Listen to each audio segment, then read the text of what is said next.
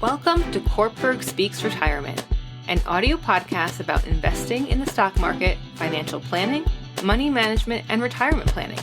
Each Wednesday, we help investors at all stages of life learn how to potentially grow and preserve their money from first job through retirement. Now here's your host, Miguel Gonzalez. Good morning and welcome to the Cortburg Speaks Retirement audio podcast. On this week's audio podcast, I share 6 money myths that are limiting your wealth. When people think of myths, they often think of such stories as Pandora's box, right? The woman who took the lid off of a jar, releasing all of the world's ills upon the world. I wonder if taxes were one of them. Or the tale of Prometheus, who stole fire from his fellow gods to give to humans and was punished by Zeus with eternal suffering. However, money myths have also been circulated with such frequency that many people unknowingly believe them.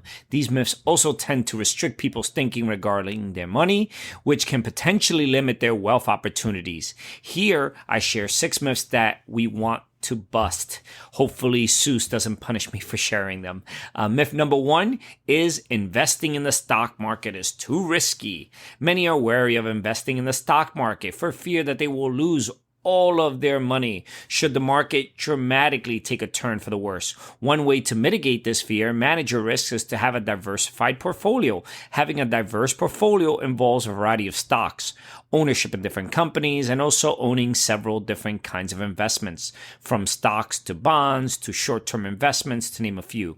If there happens to be a downturn in the market and one of the stocks does not perform well, having multiple types of investments could potentially lessen the blow. But when it comes to investing, it is all about understanding how the market works and being mindful of your risk tolerance.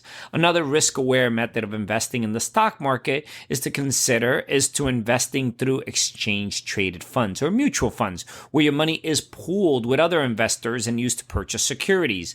Doing so provides you ownership in several companies while simultaneously creating diversity within your portfolio. These funds are professionally managed, adding another layer of risk management. They're also affordable, and investors can easily redeem their shares anytime. But time is also a factor when you invest money. If the market is bullish for a time, having a long-term strategy can allow the investment time to recover over the long haul. If your intention is slow, long-term growth with a diversified portfolio, the risk factor decreases even more. So, myth number 2, will you be in a lower tax bracket when you retire? Many workers believe that they will fall into a lower tax bracket when they retire. However, this is only sometimes the case. There are a couple of reasons why this might not happen to you. One is future tax rates may be higher than they are today. A good example of this is happening right now. Prior to the Tax Cuts and Jobs Act, which took effect on January 1st, 2018, the top tax bracket was 39.6%. Currently, it is 37%, although this may increase once again to 39.6% in 2026 when the Tax Cuts and Jobs Act sunsets. As the government and the market continually evolve, it is hard to say what your tax bracket will be when you finally retire, or how it may fluctuate in the years after retirement. Another reason that this may happen is after retirement, you have less tax deduction. If your kids are grown, there will be no dependents to claim. If your house is paid, there will be no mortgage interest deduction and no annual tax-deferred contributions to your 401k to reduce the income.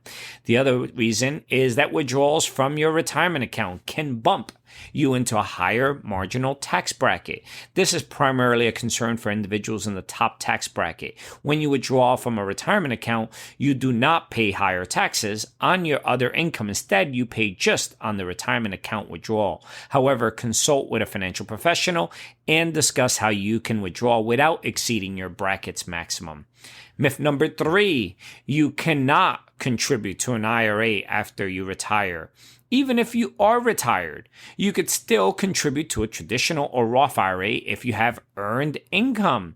Your contributions to a traditional IRA may be tax deductible. Earned income is generated by wage, salary, bonus, or tips, so you would have to have some kind of part-time work. Neither interest nor Social Security qualifies as earned income. Myth number 4, saving for retirement is hopeless if I start late or contribute small amounts. It may seem like a while down the road before you have to retire. And right now, you can only contribute a small amount. So what good would that do, right? But money has a way of accumulating, especially if you start investing early. However, it is never too late to begin saving for retirement. Discussing your plans and financial condition with a financial professional is a good way to learn effective methods to pursue your retirement goals. Ready for myth number 5? All debt is bad debt, right? The word debt comes with uneasy connotations. However, not all debt is bad. In a nutshell, having good debt refers to money that was borrowed to increase your income over time, like student loans, a business loan, or a home mortgage. Bad debt, on the other hand, is considered money spent that does not help your financial position. For example, credit card debt, personal loans, or even an auto loan. And the last, myth number 6, it is impossible to know today how much money you will need to retire. Every year, the cost of living and inflation continues to rise, and the market regularly fluctuates. In times of a bullish market, it seems like the market will never turn. But historically speaking, over the past century, the stock market has averaged a return of about 10%. When we were young, our parents encouraged us to save around 10% of every paycheck to put the money towards retirement. Today, financial professionals like myself suggest saving 20%, which includes employer contributions. A helpful way to bust money myths and develop a suitable financial strategy is to consult with a financial professional who can help you guide you on your financial journey. Also, make sure to visit our website, www.cortburgretirement.com. Our site is filled with educational videos, ebooks, publications, and financial calculators designed to help you learn more about your finances. As you search our site, send us a note regarding any questions you may have about any particular investment concepts or products, and we will get back to you quickly with a thoughtful answer. This is Miguel Gonzalez, certified retirement counselor and managing partner with Cortburg Retirement Advisors, signing off for this week's educational podcast.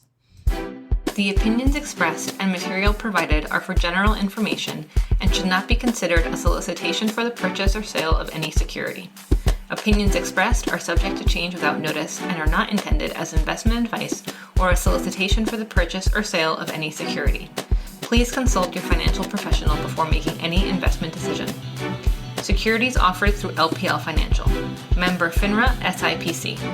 Investment advice offered through Private Advisor Group LLC, a registered investment advisor. Private Advisor Group LLC and Cortburg Retirement Advisors Inc. are separate entities from LPL Financial. Investing involves risk, including possible loss of principal.